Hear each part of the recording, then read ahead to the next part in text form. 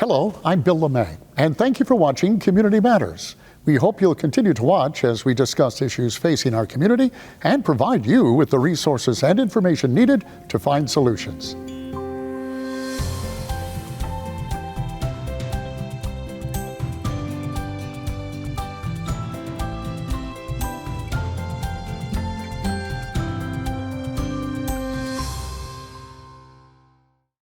If you have a loved one that needs in-home care, you know how difficult it is to find affordable care, especially when there's a caregiver shortage. Our guests today have found a way to connect families with affordable care from pre-health college students. So far, they've served 800 families across the Triangle and expanding daily. Meet Neal Shah and Gavry Eshet, co-founders of CareYaya. To both of you, welcome to the show. Thanks for having us, Bill. Well, let's first find out a little bit about you. Who wants to go first? How about you, Neal? What's your background? Yeah, sure. Thanks for the question. You know, believe it or not, 5 years ago, I was sitting in New York City running a $250 million hedge fund, and now here running a care company. And you know, to kind of rewind and give the full picture, you know, grew up in North Carolina. I was a child prodigy. Went to UNC Chapel Hill on a full scholarship. Then later got an Ivy League degree and found my way onto Wall Street. You know, I was very interested in business, healthcare, investing. Became a partner at a multi-billion-dollar private equity fund by my late 20s. And then I started my own investment fund. You know, then at the peak of my career, after I'd gotten my fund from 10 million to 250 million, you know, really got punched in the face with caregiving, personally. My wife became severely ill, went through years of cancer treatment, pneumonia, at one point hospitalization in the ICU. That was like literally rock bottom. She was in a medical coma. And I basically just really got awoken to how much suffering there is in the world, how many people are really going without care. Saw tons of people in ICU that had no one visiting them in many final weeks of life. You know, taking my wife to chemo, I saw how many people were going to chemo by themselves, didn't have a support system to help them. And I basically just realized I was using my brains for just pursuing money, and I became obsessed with why don't I use my brains to help all these people that are suffering. So that was kind of really the founding story of CareYaya. Wow, that's amazing. Your whole life's priorities changed. Yeah, completely. And you know, I'm really glad to have discovered this. You know, I wouldn't wish that pain on anyone, but you know, I'm glad to make meaning out of a difficult experience. That's amazing, because once we get into this, wait till you hear. It's really an interesting concept. How about you? What's your background? Yeah, so my background is in software engineering primarily, and user experience design. And I graduated from UNC Chapel Hill. And that's where I actually met Neal. So Neal had approached the computer science department of UNC and partnered with a course where you build software for a community partner. And he pitched to the class. I thought his idea was the best idea I've ever heard.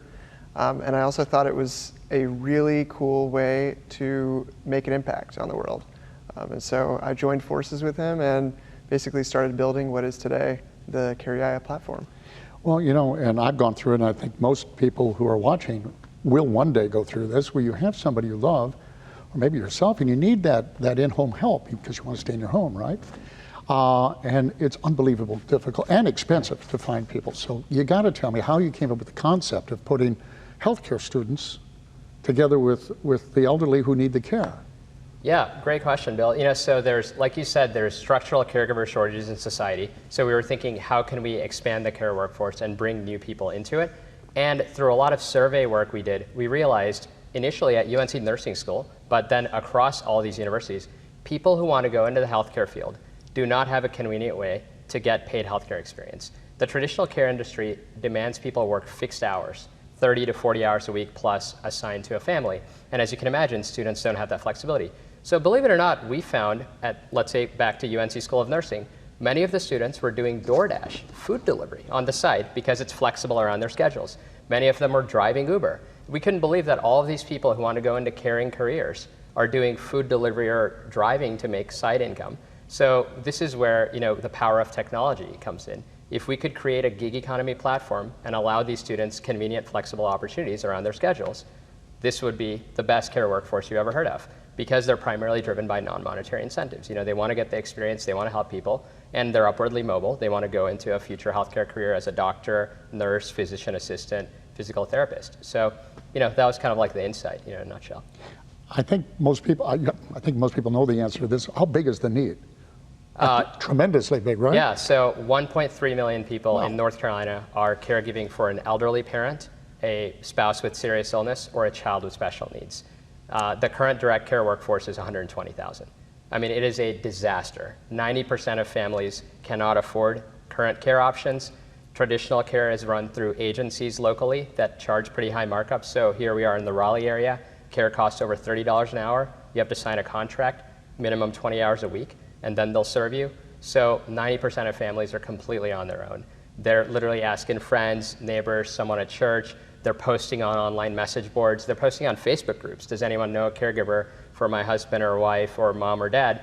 And these people have no options. So we thought that there was a very large addressable market of over 1 million North Carolinians who don't have care options that we could serve through a low-cost technology platform and then expand the care workforce to meet that need. Why don't you explain, if you would, Gavry, about the technology involved here? How does this all play together? Yeah, so one thing that is present in the current industry is it's not tech-based almost at all. And so that's one thing that we wanted to change a lot, is bring some of the simple additions and innovations that online marketplaces and platforms have brought to the world. Something as simple as reviews and ratings of the students and of the families, so two-sided ratings, really helps ensure quality of the platform. And that's something that isn't a standard right now, and we think it should be. And then additionally, on-time percentages of student caregivers can be greatly improved by using reminder notifications to their phone. They all have smartphones, and we can send them notifications on a scheduled basis to make sure that they are at the home helping and caring when they need to be. Why do healthcare students make such good caregivers? The traditional sense of a college student's, well, I think spring break, okay? Yeah. Yeah. And I know that's not the case, but how come it works out so well? No, it's a great question, Bill. And we heard that pushback initially in the first days of doing it, that, okay, college students, reliability, on-time percentage, et cetera. Believe it or not, actually, the pre-healthcare focused college students, think about our doctors and nurses of tomorrow. These students are very focused on getting into graduate school and getting into a healthcare career. So why they make great caregivers is that their primary motivation in doing this is non-monetary. So that's best of all, that the rates on CareYaya are $15 an hour. The students are more than happy to provide care at those rates. Private sector care rates, even without an agency and just direct care, are over $20 an hour. So one is non-monetary reason for doing care. Two is the care experiences are required many times for graduate programs. So let's take a nowadays physician assistant. If you want to become a physician assistant, you go through undergraduate school, then you have to apply to graduate school. The graduate schools are mandating sometimes 1,500, 2,000 care hours. Some students tell us to be competitive, you have to have 3,000 to 5,000 care hours. Now imagine how difficult that's going to be to get. There's almost no way of getting that during your college. So most students are taking 1, 2, or 3 years off after college to go work in the care field and get 3,000 care hours so they can have a competitive application to physician assistant school. Now, by creating CareYaya, many of the students, like you'll hear from later today, are able to get on as a sophomore or junior at school and conveniently throughout the school year care whenever they can and get hundreds of hours so that by the time they graduate, they can apply to these graduate programs. So many people are seeing what we're doing and they're calling the program Care for America, kind of like similar to Teach for America, that we're creating a pathway program to healthcare career by allowing students convenient, paid care experiences. So let's talk a little bit more about tech and how you utilize it and bring it into the home, to the elderly or whomever. What kinds of things are you guys been working on? Great question. So basically, we find the students are very tech savvy, and we're working on a lot of technology projects to make care better, improve health outcomes. And one project we've been working on is virtual reality therapy for people with dementia. Oh, Yeah, that's your thing. Yeah, and I mean, the reason we originally thought of it was if you think about an elderly population, then they have the most to gain from virtual reality. Obviously, from our realities, it's easy to say that why wouldn't you just go outside and experience nature? But a lot of elderly people don't have that opportunity anymore. And so giving them novel experiences or reminiscent experiences of their past can activate centers of the brain that haven't been active in a long time. Aside from that, we also have a project actually to assess fall risk in elders. You can talk about that. Sure. Yeah. So, very simplistically, right now, to get a risk assessment for your elder mom or dad, you'd have to go to a geriatric doctor, take a test with a stopwatch and time, and then get a rough estimate of what is the risk of the person falling. We have developed a technology project that the college student caregiver, through their cell phone camera, can come into the home and simply take a video of you sitting and then standing and sitting again, and through our computer vision algorithm, give you a 93% accurate risk assessment of how likely are you to fall. This is extremely helpful for families because they can then determine a care plan for mom or dad. Falls are one of the leading causes of ER visits and hospitalizations for the elder population. And we're starting to talk with large healthcare systems around the area about working on the research with us because the healthcare systems realize this falls can be prevented and it's better for everyone. It's better for health system utilization, better for insurance. So these are simple tech projects that we can bring into the home through this amazing college student caregiver population. That is terrific. We're almost out of time, and I think one of the big questions we got to answer is, how do people get a hold of you? How can we book a caregiver? Yeah, great question. What we set out to do was create and improve upon the registry model.